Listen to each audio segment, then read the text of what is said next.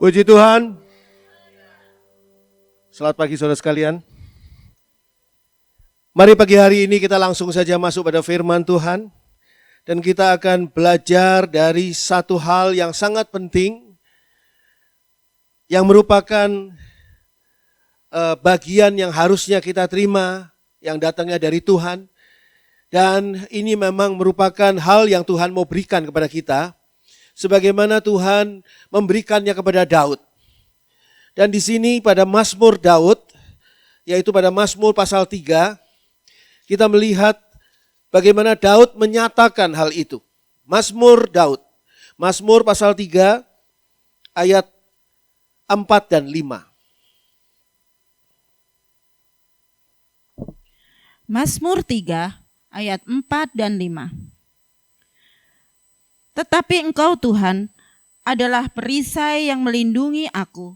Engkaulah kemuliaanku dan yang mengangkat kepalaku. Dengan nyaring aku berseru kepada Tuhan dan Ia menjawab aku dari gunungnya yang kudus. Salah satu peran Tuhan dalam kehidupan kita adalah melindungi kita. Melindungi kita ini seringkali bukan saja dari hal-hal yang kita sadari akan adanya bahaya itu. Atau adanya ancaman itu. Tapi bahkan melindungi kita dari segala hal yang kita tidak pernah sadari. Dan tidak pernah kita ketahui. Ketika kita tidak sadar akan adanya bahaya. Ketika kita tidak sadar akan adanya sesuatu yang akan merusakkan kita. Di sanalah Allah berperan. Tuhan berperan melindungi kita. Dan perlindungan Tuhan ini dinyatakan oleh Daud. Tetapi Engkau Tuhan adalah perisai yang melindungi aku. Daud mempunyai pengalaman begitu banyak berada di dalam kondisi yang berbahaya. Kondisi yang tidak baik. Tetapi Daud mengatakan bahwa Tuhan itulah perisai yang melindungi Daud. Saat ini kita masih berada di dalam kondisi di mana virus corona masih merajalela. Memang secara formalitas mungkin pembatasan PSBB ataupun lockdown sudah dikurangi atau istilahnya diperlunak, sudah mulai dibebaskan. Orang mulai boleh pergi ke tempat-tempat ramai dan sebagainya, tetapi dengan satu pesan untuk selalu menjaga jarak, memakai masker dan juga selalu mencuci tangan atau membersihkan tangan dengan hand sanitizer. Nah, semua itu menunjukkan bahwa masalah virus corona ini masih serius. Lalu kalau kita bertanya sampai kapan masalah ini berakhir? Kalau banjir bandang mungkin kita bisa perhitungkan sampai kapan musim hujan ini akan berhenti. Atau apa yang menyebabkan banjir itu bisa diatasi. Begitu juga gempa bumi yang hebat. Tidak pernah berlangsung lama sekali, gak pernah. Selalu berakhir. Tapi sayangnya untuk virus corona belum ada pandangan ataupun pemikiran ataupun perkiraan akan berakhir. Bahkan dikatakan kita harus hidup bersahabat dengan virus corona. Virus yang berbahaya ini disuruh jadi sahabat kita. Saya bayangkan kita jalan bersama dengan gandengan tangan dengan virus corona. Kita rangkul-rangkulan dengan virus corona. Kita minum kopi bersama dengan virus corona. Kita chatting bersama atau kita melakukan pertemuan ataupun semua hal pergaulan dengan virus corona. Rasanya ini sesuatu hal yang sangat-sangat berbahaya. Hanya satu malam Daniel ada di gua singa yang berbahaya. Tapi kita bermalam-malam ada di dalam gua virus corona. Sehingga kita benar-benar membutuhkan perlindungan Tuhan. Karena apa yang akan terjadi pada diri kita tidak pernah kita ketahui. Orang yang menyangka dirinya sudah aman, ternyata ada saja celah-celah untuk dia mengalami penularan atau ditulari oleh COVID-19 ini. Ada saja. Sehingga kita membutuhkan perlindungan Tuhan. Dan pagi hari ini firman Tuhan sampai kepada kita dan mengingatkan kita bahwa saudara dan saya berada dalam perlindungan Tuhan. Dan peran ini juga yang ditawarkan oleh Tuhan kepada kita semua, bukan hanya untuk Daud. Sehingga Daud katakan di sini, engkaulah kemuliaanku dan yang mengangkat kepalaku. Orang yang tidak terlindungi itu sudah pada dasarnya, pada hakikatnya berada di dalam kondisi kalah, dalam kondisi rusak, dalam kondisi hancur, dalam kondisi mati. Tidak mungkin bisa mengangkat kepalanya. Yang bisa mengangkat kepala ini adalah orang yang menang, orang yang hidup, orang yang berhasil. Dan ini adalah orang yang dilindungi Tuhan. Sehingga Daud katakan, dengan nyaring aku berseru kepada Tuhan. Dan ia menjawab aku dari gunungnya yang kudus. Kalau saudara merasa rentan sekali kehidupan saudara dengan banyak perkara, ancaman dan sebagainya, maka saudara harusnya meniru Daud yang berseru kepada Tuhan. Tuhan menawarkan peran ini juga kepada Abraham. Untuk menjadi perisai bagi Abraham. Gambaran perisai ini melindungi seluruh tubuh dari serangan panah, tombak, dari serangan pedang. Itu perisai. Perisai adalah pelindung. Perisai bukan alat perang untuk menyerang, bukan, tapi untuk melindungi. Dan Abraham ditawari, mari kita buka Kejadian 15 ayat 1. Kejadian 15 ayat 1.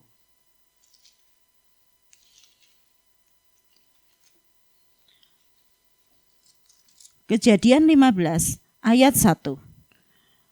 Kemudian datanglah firman Tuhan kepada Abram dalam suatu penglihatan. Janganlah takut Abram, akulah perisaimu, upahmu akan sangat besar. Abram ini memasuki masa-masa kehidupannya yang betul-betul asing untuk dia. Apa sebabnya? Karena dia harus pergi dari Ur Kasdim, daerahnya. Dia harus pergi dari zona nyamannya. Dia harus pergi dari zona amannya. Kadang-kadang kita harus berani untuk dibawa oleh Tuhan keluar dari zona aman. Bukan cuma zona nyaman, tapi zona aman. Sebab apa? Di sana Tuhan mau menunjukkan sesuatu hal yang penting kepada Abraham. Dikatakan di sini pada Kejadian 15 ayat 1. Kemudian datanglah firman Tuhan kepada Abram dalam suatu penglihatan. Janganlah takut Abram, akulah perisaimu, upahmu akan sangat besar. Takut adalah sesuatu hal yang wajar bagi kita manusia. Kita takut dengan apapun, kita takut dengan virus corona, kita takut dengan kondisi keuangan kita, kita takut dengan bagaimana usaha bisnis kita di masa yang akan datang. Kita takut akan bagaimana nanti hidup kita. Kita takut akan situasi yang ada. Kita takut akan kejahatan-kejahatan yang meningkat dan sebagainya. Banyak sekali hal yang memang pantas untuk membuat kita takut. Sehingga Tuhan mengatakan begini, janganlah takut Abram, akulah perisaimu. Pagi hari ini, kalau saudara mendengarkan perkataan ini bukan dari suara saya, tetapi juga bukan dari bacaan yang saudara baca di Alkitab. Tapi saudara dengar sendiri, saudara buka hati saudara, maka pagi hari ini Allah mengatakan kepada saudara, janganlah takut. Tuhan mengatakan kepada saudara, janganlah takut, kata Tuhan, akulah perisaimu. Jadi ketika kita takut, sesungguhnya kita sedang tidak percaya kepada perisai kita. Dan itu merupakan krisis yang luar biasa. Ketika kita tidak percaya kepada perisai kita. Ada banyak orang tidak percaya kepada uang rupiah. Sehingga mereka menyimpannya dalam bentuk hal-hal yang lain. Atau bahkan mata uang asing. Karena tidak percaya kepada rupiah. Dan ini adalah satu krisis yang luar biasa seperti ini. Kalau kita tidak percaya pada rupiah masih mending. Tapi kalau tidak percaya kepada Allah sebagai perisai, ini bencana yang luar biasa. Ketika Daud, seperti tadi pada ayat yang sudah kita baca, terancam, maka Daud tahu persis bagaimana dia harus melindungi dirinya dari ancaman itu. Dia harus menggunakan perisai. Perisainya itu apa? yaitu Allah, yaitu Tuhan. Kita buka juga Mazmur 50, mari. Mazmur 50 ayat 15. Mazmur 50 ayat 15. Berserulah kepadaku pada waktu kesesakan. Aku akan meluputkan engkau dan engkau akan memuliakan aku. Kata Tuhan, berserulah kepadaku pada waktu kesesakan. Seringkali kesesakan itu membuat kepanikan. Dan kepanikan itu membuat kita tidak tahu apa yang harus kita putuskan atau apa yang harus kita lakukan. Kepanikan itu yang seringkali membuat kita tidak sadar. Apa yang sedang kita lakukan mungkin sesuatu yang berbahaya. Ketika ada seorang anak remaja yang naik ke atas genteng karena akan mengambil layangan yang jatuh tersangkut di sana, tidak sengaja dia terpleset. Dan ketika dia terpleset, otomatis refleks dia berpegang. Sayangnya yang dipegang adalah kabel telanjang. Kabel listrik telanjang ini membuat dia langsung meninggal dunia pada saat itu juga. Dan tubuhnya terjatuh ke bawah dengan kondisi sudah tidak bernyawa. Kondisi ini adalah kondisi yang termasuk kecelakaan. Kenapa bisa terjadi? Karena memang pada saat dia terpleset di atas genteng pasti panik. Dan kondisi panik ini dia meraih apa saja yang bisa diraih. Hati-hati. Ketika kita panik, seringkali setan iblis, kuasa kegelapan menawarkan kita tongkat. Menawarkan kita pegangan. Tapi pegangan atau tongkat itu berbahaya. Kalau kita raih, berbahaya. Kita memang sedang butuh uang untuk keperluan anak kita sekolah. Atau untuk keperluan membayar sewa rumah. Atau untuk keperluan membayar kebutuhan hidup kita sehari-hari. Tapi tiba-tiba kita ditawari pinjaman. Pinjaman tanpa syarat. Tapi harus membayar bunga yang tinggi. Lalu dengan kondisi panik kita raih pinjaman itu seolah-olah itu pertolongan. Hati-hati, itu bukan datangnya dari Tuhan. Karena itu tidak sesuai dengan firman Tuhan. Tapi kapan pertolongan dari Tuhan? Saya sedang membutuhkan sekarang.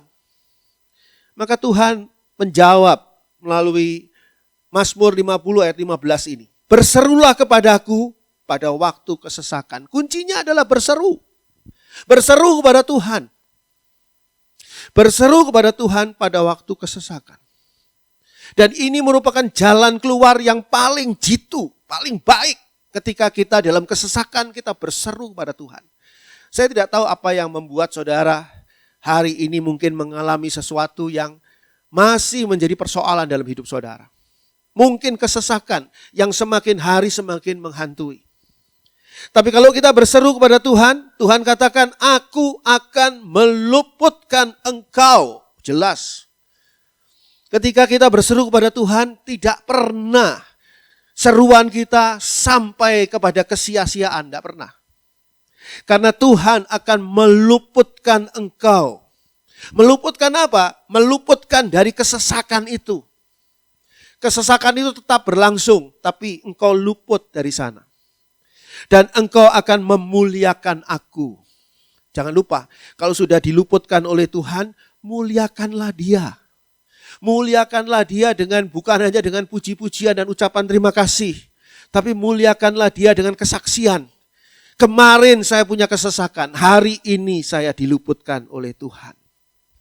Karena saya berseru kepada Tuhan, sebagaimana saran firman Tuhan. Ketika saudara mendengarkan khotbah, mendengarkan firman Tuhan, sesungguhnya saudara harusnya bisa melihat bahwa ini semua ditampilkan, diberikan kepada saudara dan saya, bukan sebagai sesuatu yang hanya untuk kita dengar, tetapi sesuatu yang untuk menjadi pegangan bagi kita, menjadi suatu perubahan dalam cara berpikir kita. Salah satu peran Tuhan dalam kehidupan kita adalah melindungi kita. Itu sudah peran Tuhan sebagaimana yang melekat pada diri Tuhan. Tapi bagaimana caranya mendapat perlindungan dari Tuhan? Perlindungan Tuhan sudah jelas, ayat-ayatnya tadi sudah kita baca. Dan jaminannya adalah Tuhan akan meluputkan kita. Tapi pertanyaannya sekarang bagaimana caranya mendapatkan perlindungan dari Tuhan? Apakah perlindungan dari Tuhan bekerja otomatis? Ketika kita mendengar firman Tuhan pagi hari ini langsung perlindungan dari Tuhan bekerja pada kita? Atau ada yang harus kita lakukan? Kita buka Mazmur 91. Mazmur 91, kita akan membaca ayat 1 sampai dengan ayat yang ke-8. Mazmur 91 ayat 1 sampai 8. Mazmur 91 ayat 1 sampai dengan ayat 8. Orang yang duduk dalam lindungan yang maha tinggi dan bermalam dalam naungan yang maha kuasa akan berkata kepada Tuhan, tempat perlindunganku dan kubu pertahananku, Allahku yang kupercayai. Sungguh, dialah yang akan melepaskan engkau dari jerat penangkap burung, dari penyakit sampar yang busuk. Dengan kepaknya ia akan menudungi engkau, di bawah sayapnya engkau akan berlindung. Kesetiaannya ialah perisai dan pagar tembok. Engkau tak usah takut terhadap kedahsyatan malam, terhadap panah yang terbang di waktu siang, terhadap penyakit sampar yang berjalan di dalam gelap, terhadap penyakit menular yang mengamuk di waktu petang. Walau 1.000 orang rebah di sisimu dan 10.000 di sebelah kananmu, tetapi itu tidak akan menimpamu. Engkau hanya menontonnya dengan matamu sendiri dan melihat pembalasan terhadap orang-orang fasik. Kalau saudara membaca ayat-ayat firman Tuhan seperti ini, ayat-ayat firman Tuhan ini pasti bisa memberikan satu pengaruh pada kejiwaan kita. Memberikan kepada kita hati yang mungkin, perasaan yang mungkin lega. Juga kita membuat kita bersemangat kembali. Semua itu baik.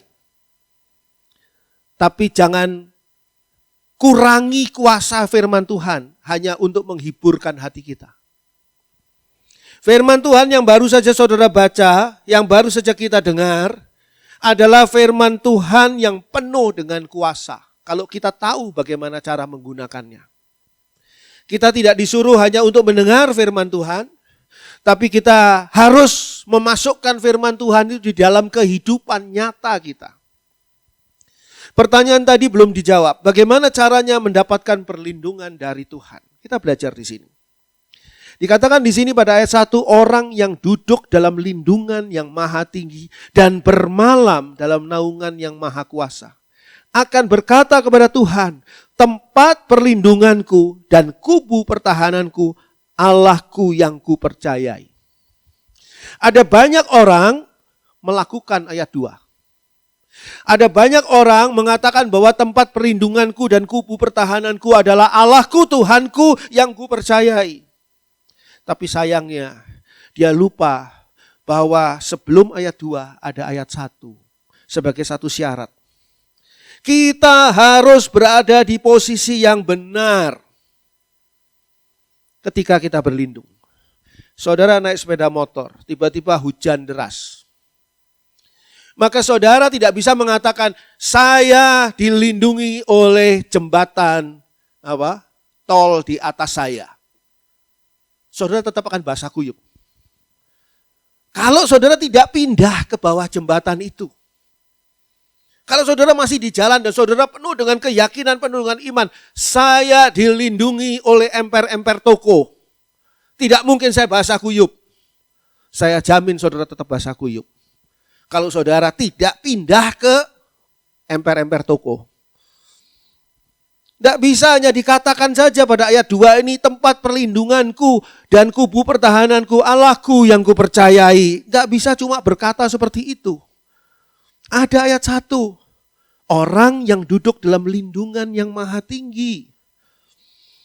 Saudara harus menjadi orang yang berada di dalam lindungan yang maha tinggi. Dikatakan di sini memakai istilah duduk. Dalam New International Version dikatakan dwells in the shelter of the Most High. Shelter, satu tempat perteduhan. Dia duduk di situ. Bukan dia cuma lewat. Kalau dia cuma lewat, sekejap dia tidak kena masalah. Atau orang kena hujan, tidak kena hujan. Lalu kena lagi, karena cuma lewat. Tapi dikatakan di sini duduk Dwells in the shelter of the Most High. Itu sebabnya kalau saudara dengarkan firman Tuhan, apalagi yang sedang mendengarkan firman Tuhan melalui online YouTube channel Tabernakel Kasih, jangan jalan-jalan, duduk. Sebab kalau saudara jalan-jalan sambil ngelapi piring, sambil nyari ini, sambil masak, sambil ini, sambil itu, sambil ngurusi kotorannya si pleki, wah gak bisa dengar firman Tuhan deh. Gak mungkin. Duduk. Orang duduk itu bisa konsentrasi, bisa diem, bisa perhatian penuh. Duduklah di dalam lindungan yang maha tinggi. Dwells in the shelter of the Most High. Lalu digambarkan di situ juga dengan bermalam. Bermalam dalam naungan yang maha kuasa.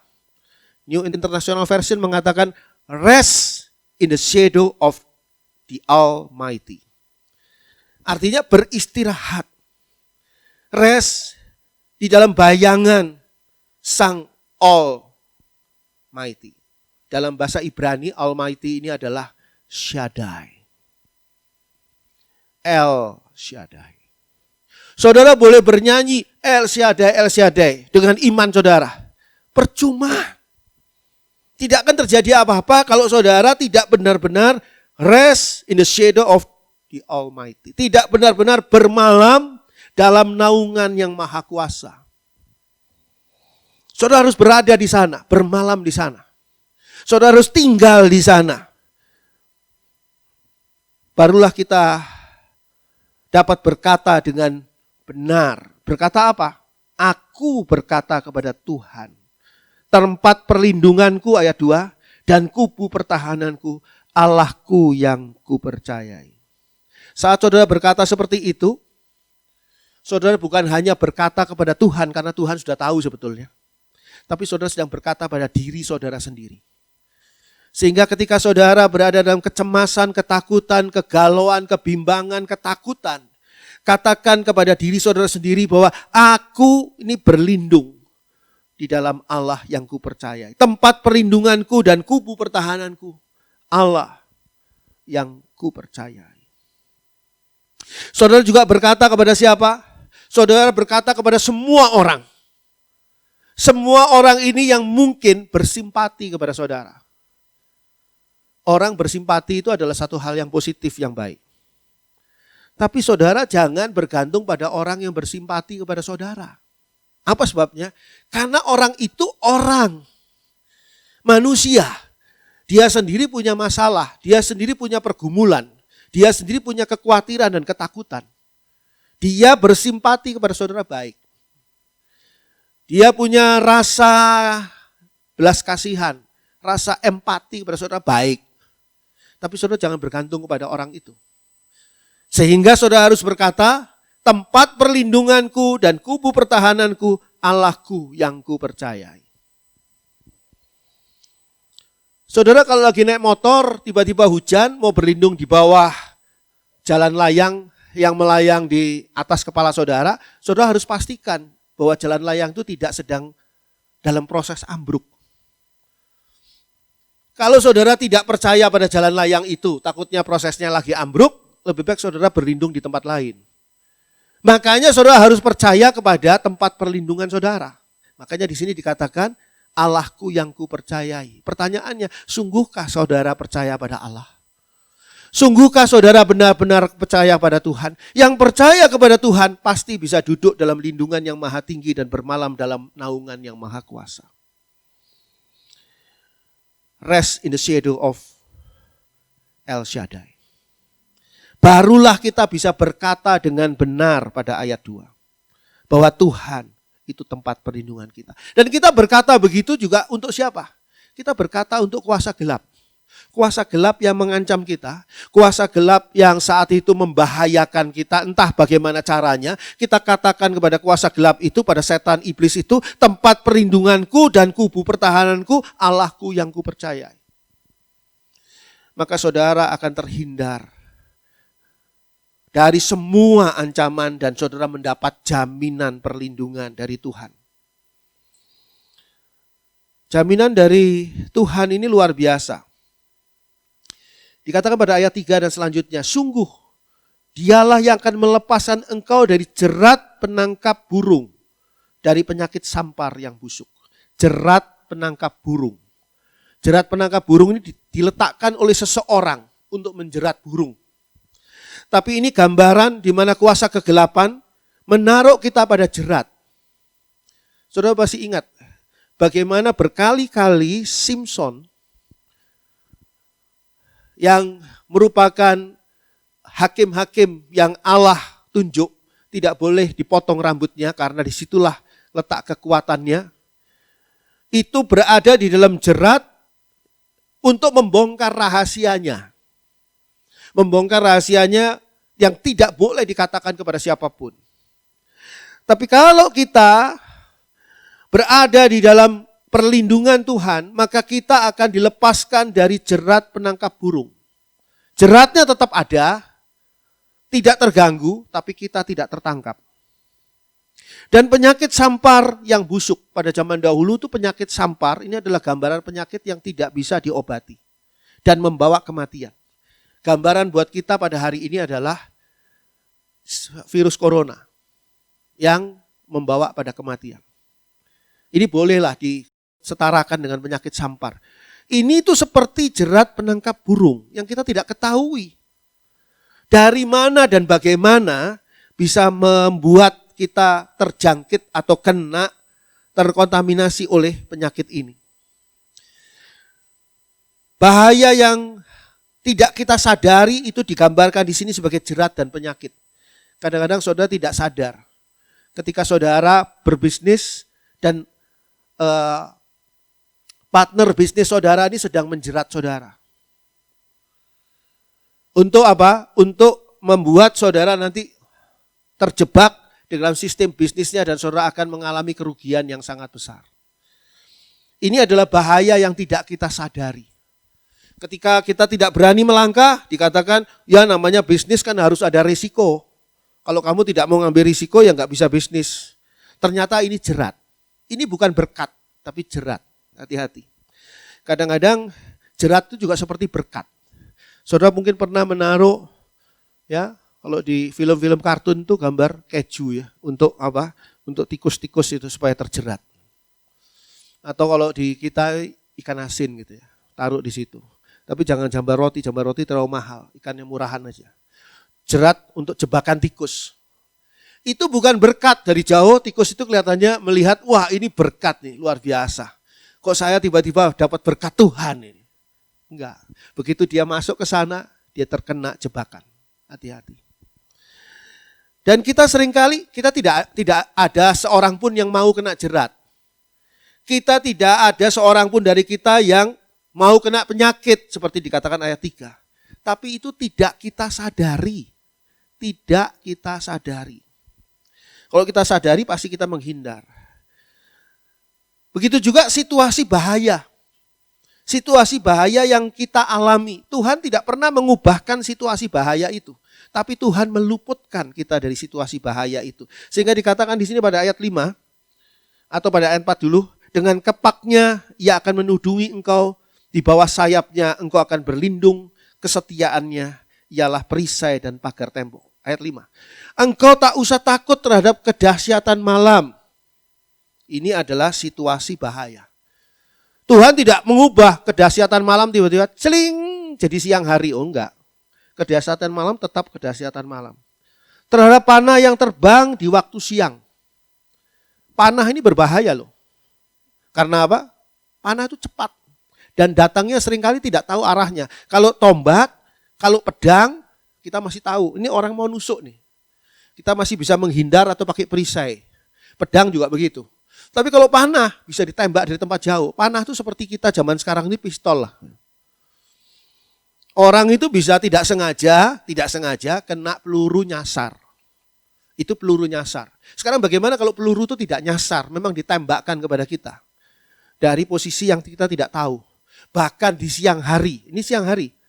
Jelas, terang, tapi kita tetap tidak tahu. Dan ini ada suatu bahaya. Ini adalah situasi yang bahaya yang kita alami. Kedahsyatan malam, panah di waktu siang. Lalu dikatakan di sana terhadap penyakit sampar yang berjalan di dalam gelap. Di dalam gelap ini bukan berarti penyakit sampar itu jalannya malam hari, bukan. Gelap ini dalam arti kata tidak tahu, kita tidak lihat. Yaitu pandemi yang sekarang kita kenal. Pandemi sampar, pandemi penyakit menular yang berjalan di dalam gelap. Terhadap penyakit menular yang mengamuk di waktu petang. Walau 1.000 orang rebah di sisimu dan 10.000 di sebelah kananmu. Dikatakan di sana. Tetapi ia tidak akan menimpamu. Lihat coba. Tuhan tidak menghilangkan penyakit sampar. Tuhan tidak menghilangkan wabah penyakit itu, pandemi itu tidak. Tapi Tuhan meluputkan saudara dan saya dari terkena penyakit itu. 1.000 orang dikatakan rebah di sisimu dan 10.000 di sebelah kananmu. Tetapi itu tidak akan menimpamu. Tidak akan menimpamu itu bukan berarti orang rebah ini menimpa saudara. Bukan. Tapi penyakit itu tidak akan menimpa saudara. Seringkali kan kita dibuat takut. Kita dibuat takut apalagi kalau misalnya orang yang kita kenal, wah dia kena penyakit ya, virus corona ini, COVID-19. Padahal kemarin saya baru ketemu sama dia. Selfie-selfian. Apa saya nggak kena ini? Saudara pasti parno. Orang menjadi meningkat paranoidnya ketika semakin tahu data-datanya. Bandung ini zonanya sudah hijau. Tapi khusus di daerah saudara, itu merah. Waduh, di daerah saya merah. Kemarin saya lihat sore-sore di dekat daerah saya didirikan panggung dangdutan. Belum ada sih, alat musiknya juga belum ada. Tapi orang yang datangnya sudah banyak nunggu duduk di rumput-rumput situ. Saya bisa bayangkan, waduh nanti malam ini orang dangdutan di sini dengan tidak pakai masker, boro-boro jaga jarak. Mana ada orang dangdutan jaga jarak? Tidak ada. Wah ini bahaya ini. Bisa di daerah saya bisa jadi satu daerah baru ini. Penularan baru ini, bahaya ini. Tapi terus saya ingat, 1.000 orang bakal jatuh. 10.000 bakal mati. Tapi kamu akan luput. Nah ini loh, kita bedanya di sini. Kita harus percaya, jadi jangan mengharap, wah virus corona cepat selesai supaya saya aman. Nah, virus corona nggak akan selesai dalam waktu singkat ini. Bahkan dikatakan di sini, kalau kita mau lihat, 1.000 orang rebah di sisimu dan 10.000 di sebelah kananmu. 1.000 orang tetanggamu akan kena. 1.000 orang yang kamu kenal akan kena, tapi engkau nggak akan kena. Tetapi itu tidak akan menimpamu. Amin. Nah, kalau saudara mengerti ayat ini dan saudara menghidupkan ayat ini dalam hidup saudara, saudara tidak paranoid. Paranoid takut jadinya. Terus nggak berani kemana-mana. Berani beli kerupuk di tukang sayur yang lewat, berani tapi dari dalam rumah. Woi, kerupuk pakai tongkat dari jauh. Ini uangnya bayar. Kerupuknya itu nganter virus loh. Saudara nggak tahu apa? Oh, disemprot Pak Andri. Ya disemprot apanya? Plastiknya. Kerupuknya apa disemprot?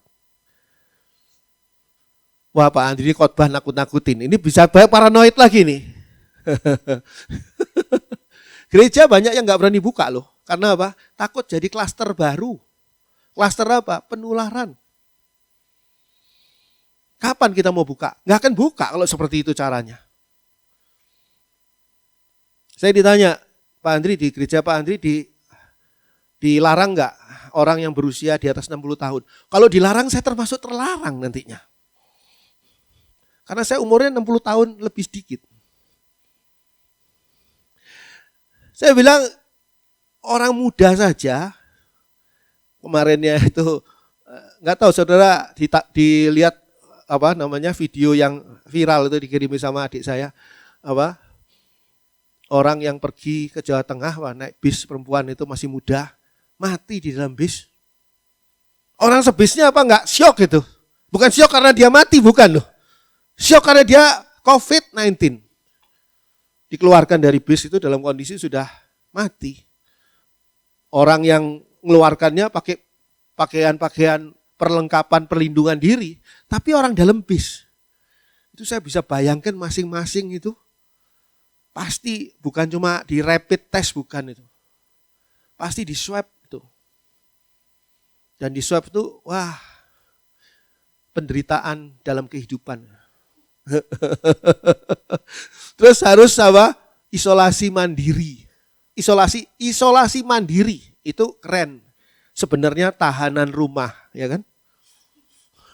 Gara-gara si orang itu meninggal dunia kok di sini. Loh, saya mikir bagus dia meninggal di bis. Kalau dia tidak meninggal di bis, dia sampai di kampungnya baru meninggal. Orang sebis itu tidak sadar bahwa mereka itu menjadi OTG. Orang tanpa gejala DP, OTG DP. Orang tanpa gejala dengan penyakit. Nah, itu istilah baru pakai dengan penyakit.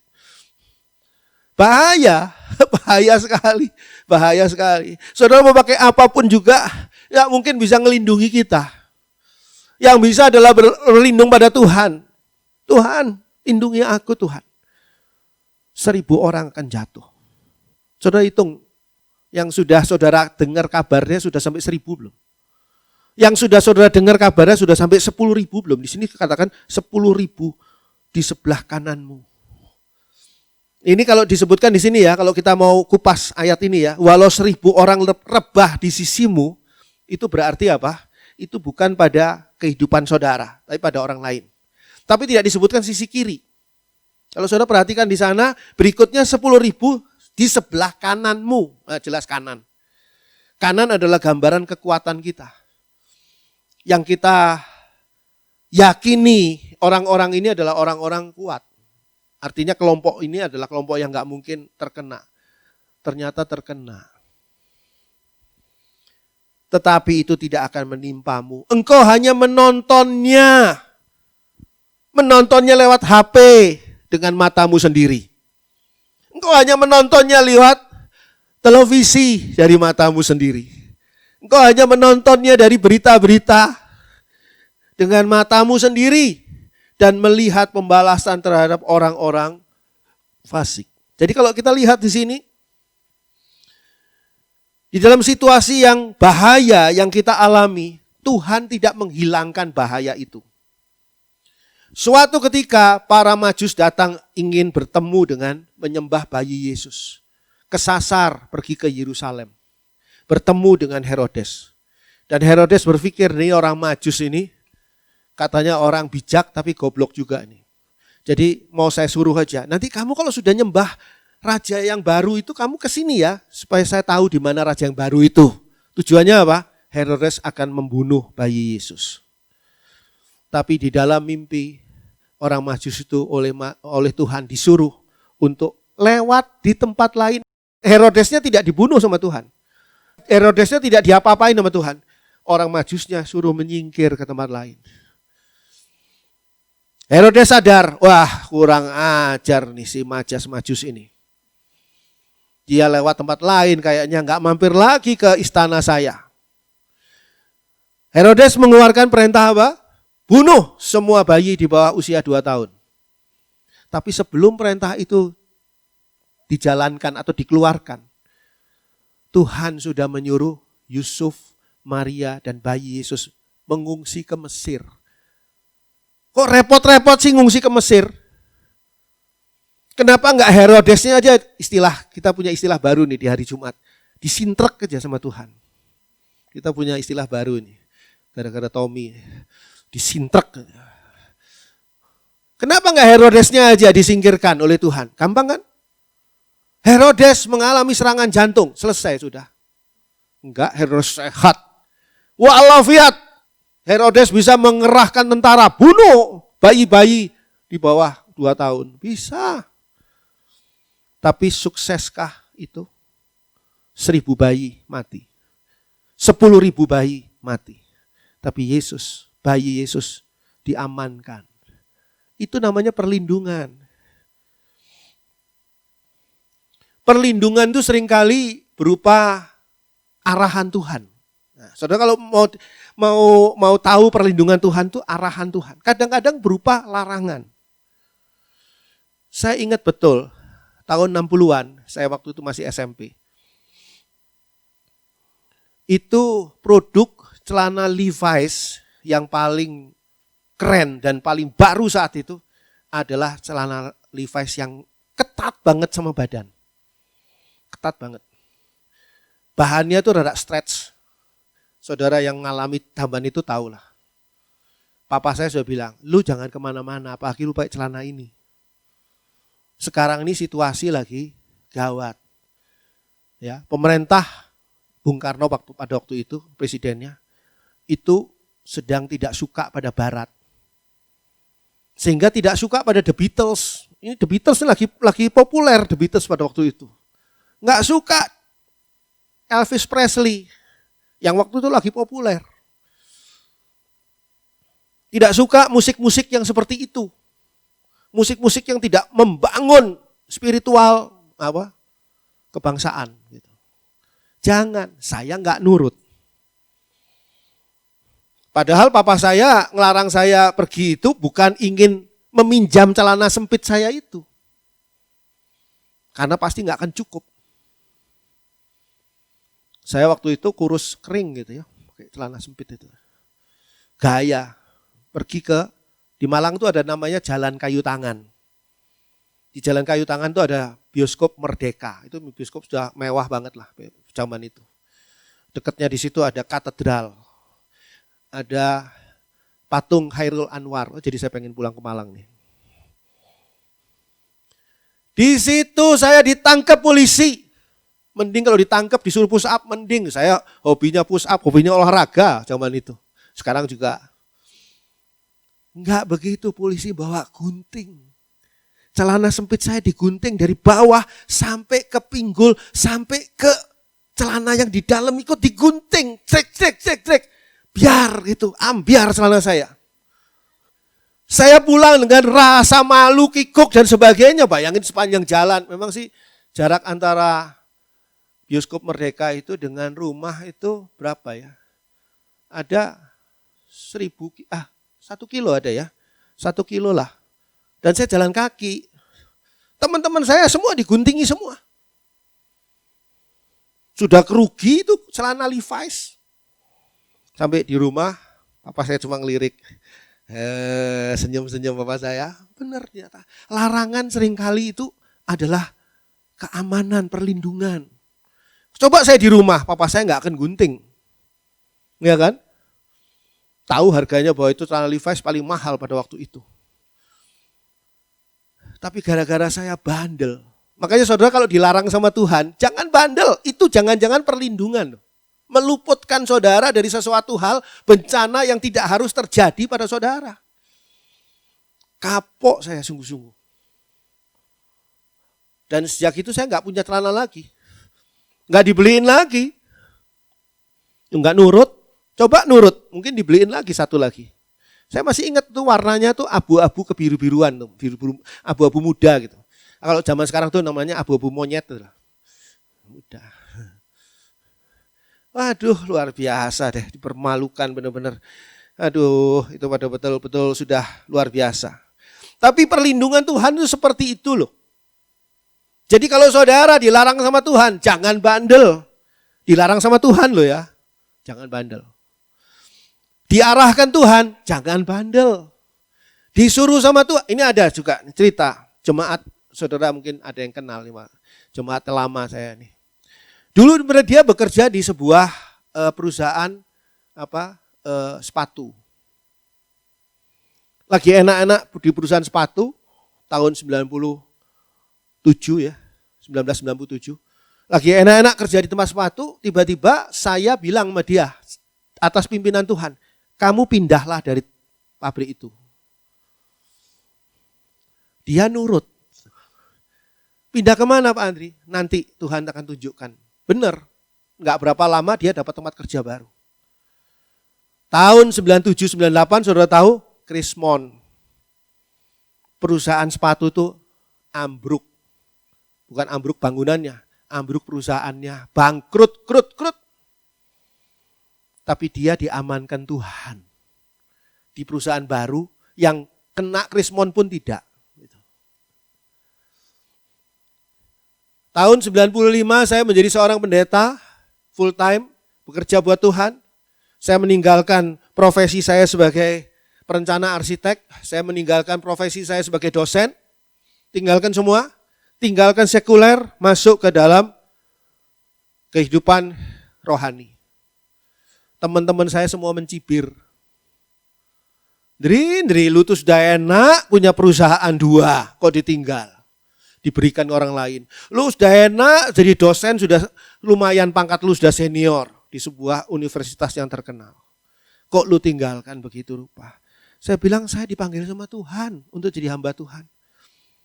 97, 98, Krismon. Semua orang bermasalah dengan keuangan. Tapi gereja penuh. Karena apa? Karena semua orang takut.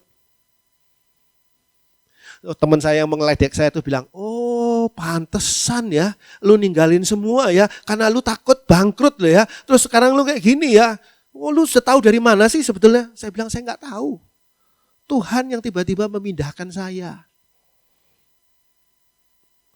Enaklah dalam perlindungan Tuhan, kalau kita benar-benar tahu caranya, yaitu apa? Orang yang duduk dalam lindungan yang maha tinggi dan bermalam dalam naungan yang maha kuasa, ini kuncinya. Mazmur 116 ayat 5 sampai 9. Mazmur 116 ayat 5 sampai dengan ayat 9. Tuhan adalah pengasih dan adil, Allah kita penyayang. Tuhan memelihara orang-orang sederhana. Aku sudah lemah, tetapi diselamatkannya aku. Kembalilah tenang hai jiwaku, sebab Tuhan telah berbuat baik kepadamu. Ya, Engkau telah meluputkan aku daripada maut, dan mataku daripada air mata, dan kakiku daripada tersandung. Aku boleh berjalan di hadapan Tuhan, di negeri orang-orang hidup. Pada dasarnya, Tuhan itu memang mempunyai sifat yang inherent ya. Jadi di dalam dirinya dia, yaitu sifat memelihara. Tuhan itu pada dasarnya punya sifat dasar nih, pemelihara. Jadi sifat dasar pemeliharanya Tuhan ini akan muncul, kecuali kita menolaknya. Orang lain dipelihara sama Tuhan, kita menolak. Saya nggak mau dipelihara sama Tuhan, saya mau melihara diri saya sendiri. Saya tidak mau dilindungi sama Tuhan. Saya pengen dilindungi sama orang saja, atau dilindungi oleh kekayaan saya, oleh uang saya. Maka orang ini tidak lagi berada di dalam naungan pemeliharaan Tuhan. Tapi pada dasarnya Tuhan itu punya sifat pemelihara, seperti ayat 5 dan 6. Tuhan adalah pengasih dan adil, Allah kita penyayang. Ini sifatnya Allah. Jadi kalau saudara baca ayat ini tuh jangan cepat-cepat. Saudara bacanya itu resapi dalam hati saudara. Kita kan gak kenal Allah kan sebetulnya. Allah itu terlalu jauh dibandingkan dengan kita. Kita ini debu. Tidak ada artinya. Sedangkan Allah adalah pencipta langit dan bumi, penguasa alam jagat raya dan penguasa semestanya. Tapi kita bisa kenal Allah melalui firman Allah. Bahwa sifatnya Tuhan adalah pengasih dan adil. Pengasih dan adil, ini sifatnya Tuhan. Allah kita itu penyayang. Tuhan memelihara orang-orang sederhana. Aku sudah lemah, tetapi diselamatkannya aku. Ini jelas sekali apa yang dikatakan oleh Mazmur ini. Bahwa Tuhan itu memelihara orang sederhana. Bukan orang-orang yang mempunyai prestasi-prestasi saja yang dipelihara sama Tuhan. Enggak. Orang sederhana. Cara berpikirnya sederhana. Hidupnya sederhana. Sikapnya sederhana. Itu dipelihara oleh Tuhan. Aku ini sudah lemah loh. Berada dalam kondisi yang lemah. Tetapi diselamatkannya aku. Ini sifat Allah. Pada dasarnya Tuhan itu memang mempunyai sifat sebagai pemelihara. Saya ingin teruskan dulu sampai ayat 9. Tuhan memelihara orang-orang sederhana. Aku sudah lemah tetapi diselamatkannya aku. Ayat 6, ayat 7. Kembalilah tenang hai jiwaku. Mungkin kita tidak tenang, resah. Jiwa kita resah. Kita takut. Kita mengalami sakit jiwa namanya paranoid. Sebab Tuhan telah berbuat baik kepadamu, jiwaku. Tuhan sudah berbuat baik kepadamu. Ya, engkau telah meluputkan aku daripada maut dan mataku daripada air mata dan kakiku daripada tersandung. Tahukah saudara, Tuhan itu perlindungan bagi kita luar biasa. Bukan cuma perlindungan di waktu kita hidup di dunia. Bukan cuma perlindungan di sektor kita berhadapan dengan penyakit virus corona, bukan. Tapi Tuhan itu melindungi kita dari api neraka. Tahu dari mana kita bahwa dosa itu hukumannya adalah maut kekal? Tahu dari mana kita? Kita tahu dari firman Tuhan yang menjelaskan kepada kita bahwa hati-hati loh. Orang yang berdosa dan tidak bertobat akhirnya akan masuk di dalam penghukuman neraka yang kekal. Nah, Tuhan mau melindungi kita dengan cara apa? Mati di atas kayu salib menjadi penebus dosa kita. Tapi orang yang percaya Tuhan kok juga bisa meninggal dunia. Loh, meninggal dunia itu tidak harus diluputkan oleh Tuhan. Itu justru adalah pintu masuk menuju pada kekekalan. Tapi setelah meninggal dunia itu loh, nantinya ada penghukuman yang juga sifatnya kekal, yaitu api neraka. Nah, Tuhan lindungi kita dari itu. Caranya bagaimana? Percaya, menerima Tuhan Yesus sebagai juru selamat dan hidup sesuai dengan firman Tuhan Yesus. Jadi Tuhan ini pada dasarnya sifatnya pemelihara. Aku boleh berjalan di hadapan Tuhan di negeri orang-orang hidup. Di mana negeri orang hidup? Di sorga. Karena di sorga semua orangnya pasti hidup. Hidup itu hidup kekal. Tidak akan pernah mati di dalam neraka. Jadi pada dasarnya Tuhan itu memang punya sifat sebagai pemelihara. Kalau saudara tahu bahwa Tuhan mempunyai sifat sebagai pemelihara, baru saudara akan paham ayat berikut ini. Matius 6 ayat 26.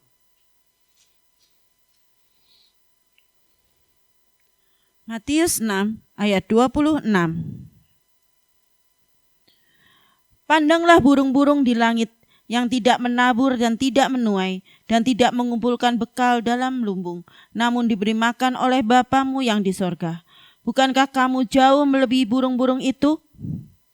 Kalau saudara sedang putus asa, kok orderan gak ada, kok proyek gak ada, kok kerjaan sepi, kok toko saudara sepi, online saudara juga tidak ada yang mau belanja di sana. Saudara mengalami kondisi yang ketakutan dan kekhawatiran karena kok seperti ini. Lihat coba, kata firman Tuhan di sini. Pandanglah burung-burung di langit yang tidak menabur dan tidak menuai dan tidak mengumpulkan bekal dalam lumbung, namun diberi makan oleh Bapamu yang di surga. Saudara belajar sampai perguruan tinggi, saudara belajar sampai mempunyai pengalaman jam terbang di bidang saudara cukup jauh, cukup tinggi. Dan saudara memuji Tuhan, menyembah Tuhan, memuliakan nama Tuhan. Saudara minta tolong pada Tuhan. Lebih dari burung-burung itu. Burung-burung itu enggak sekolahan. Burung-burung itu tidak pernah berpikir tentang, gimana ya, minggu depan nanti masih ada enggak ya makanan buat saya ya. Saya harus gimana ya supaya minggu depan tetap. Enggak pernah berpikir tentang program, enggak pernah ada. Burung-burung itu tidak pernah ngucap syukur sama Tuhan. Kalau di dalam lagu anak-anak, kata kebaktian anak, memang kadang-kadang kita suka mendengar nyanyian di mana burung-burung memuji Tuhan. Tadi dari mana saudara tahu kalau burung-burung memuji Tuhan? Saya perhatiin tuh. Burhan saya. Burung hantu saya. Pagi-pagi saya jemur sambil nyapa-nyapa dia. Salah ngobrol loh kita seringkali. Nguk. Dia nguk, gitu ya. Jadi dia sapa-sapaan. Saya nggak ngerti bahasanya dia apa. Apa dia jangan-jangan sedang ngomong pada saya. Jadi jangan lupa bersyukur. Itu nguk. Jadi jangan lupa bersandar pada Tuhan. Nguk. Nah itu bersandar pada Tuhan. Misalnya gitu, saya nggak ngerti. Tapi saya nggak yakin dia mengucap syukur sama Tuhan. Saya nggak yakin dia, bahkan saya tidak yakin dia berterima kasih pada saya Yang sudah menyediakan makanan yang tidak perlu dia cari. Burung hantu lain harus mencari, dia nggak usah nyari, saya sediain makanan buat dia. Nggak pernah kekurangan. Ketika pasar burung tutup gara-gara ya lockdown kemarin, saya yang setengah mati nyari di mana bisa beli makanan burung buat burung hantu saya. Burung hantu saya diem di rumah sambil santai, sambil nguk, dia makan dia. Ini adalah hal yang luar biasa kalau kita boleh belajar bahwa dikatakan di sini, bukankah kamu jauh melebihi burung-burung itu? Jadi kalau saudara lagi putus asa, lagi merasa Tuhan, saya ini kok kayak gini Tuhan. Ngelamunlah, lihatlah burung-burung yang dipelihara sama Tuhan. Tuhan tuh punya sifat pemelihara. Asalkan kita tahu di mana posisi kita supaya kita dipelihara oleh Tuhan. Sudah banyak pengalaman kita dalam perlindungan Tuhan. Seperti tadi sudah dikatakan bahwa banyak sekali, hei jiwaku, banyak sekali Tuhan menolong engkau. Cobalah lihat kembali. Perlindungan Tuhan itu luar biasa.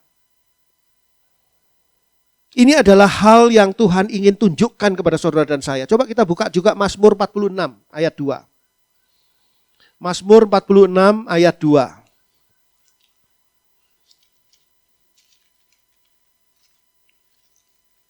Mazmur 46 ayat 2. Allah itu bagi kita tempat perlindungan dan kekuatan. Sebagai penolong dalam kesesakan sangat terbukti. Allah itu bagi kita tempat perlindungan dan kekuatan. Ini harusnya jangan cuma saudara jadikan sebagai ayat yang saudara baca. Atau yang saudara hafalkan. Jangan. Jadikan ini sebagai pedoman hidup saudara. Bahwa Allah itu bagi kita tempat perlindungan dan kekuatan. Sebagai penolong dalam kesesakan sangat terbukti. Tahun 91. Saya masih tinggal di daerah Jalan Makmur, Cipaganti. Saya waktu itu menjadi ya orang yang ngontrak-ngontrak gitu ya, bukan rumah sendiri. Saya ada pelayanan di sana, pelayanan di LP Sukamiskin di penjara sudah mulai dari tahun 91. Bersama dengan beberapa hamba-hamba Tuhan termasuk Pak Domingus. Pak Domingus waktu itu masih mahasiswa. Masih jauh lebih kurus dari sekarang. Rambut sudah keriting tapi jauh lebih kurus dari sekarang. Makanya saya teman pertama sudah lama sama beliau ini. Ada seorang teman hamba Tuhan di situ. Dan hamba Tuhan ini enggak full time. Dia punya kios di pasar sederhana. Nah, kalau saudara tahu daerah Makmur itu ada jalan sederhana. Di situ ada pasar. Di pasar sederhana dia punya kios. Jual apa? Ya apa sajalah sembako begitu. Suatu ketika pasar sederhana terbakar. Tahun 91 itu. Semuanya habis. Kios-kios itu semua habis. Hanya satu kios dari Bapak Pendeta ini yang tidak terbakar sama sekali. Bukan cuma orang-orang yang heran, dia juga heran. Kita semua heran. Di situ kita belajar pemeliharaan Tuhan itu nggak masuk akal. Bayangkan seluruh pasar itu kiosnya dia bukan kios misah loh, kiosnya dia nyambung sama kios-kios lain. Saudara bisa bayangkan pasar itu kan nyambung semua. Dan saudara bisa bayangkan pasar itu konstruksi bangunannya gimana. Apalagi zaman dulu, pasar itu asal aja dibangunnya. Dan orang ceroboh tuh banyak sekali. Tidak terbakar. Dia pagi-pagi, dia nggak tahu kan dia rumahnya jauh. Pagi-pagi dia mau ke pasar, wah pasarnya sudah habis, tinggal kiosnya dia aja. Untung kiosnya dia nggak digedor orang terus dikeluarin barangnya, ya habis semua itu sembako. Luar biasa Tuhan. Di situ saya lihat luar biasa Tuhan. Di Jalan Makmur juga.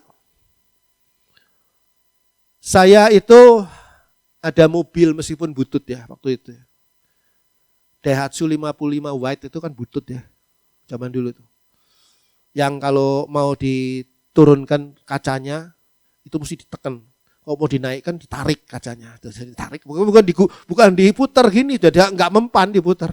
Bandel nih kacanya.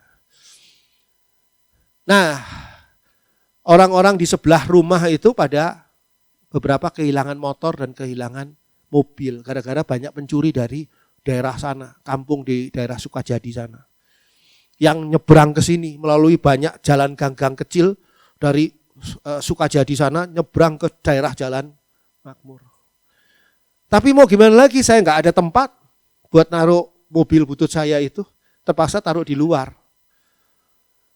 Ya cuma doa saja sama Tuhan supaya Tuhan lindungi. Benar, pada suatu malam, gak biasanya, saya tuh gak biasa bangun tengah malam terus pengen ke toilet, itu gak biasa. Saat itu kok pengen ke toilet gitu, pengen buang air kecil. Kedengeran bunyi kresek yang gak normal. Saya buka layar ini korden, set, ada wajah pencuri di sana dan wajah saya di sini. Hai. Pencurinya 2 orang, satu sudah lagi ngotak-ngatik. Mobil saya kan memang mobil butut kan susah ininya kan, susah kuncinya. Kalau mobil butut tuh susah kuncinya lah. Kalau mobil mewah gampang justru. Dan pencuri satunya lagi kayaknya lagi ngintip-ngintip ke dalam. Dan saya buka kordennya, dia kaget, saya juga kaget. Wah, kaget ya. Tuhan melindungi. Tuhan melindungi dengan bangunkan, bangun loh.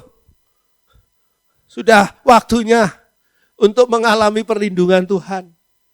Mazmur 46 tadi ayat 2 mengatakan begini. Allah itu bagi kita tempat perlindungan dan kekuatan.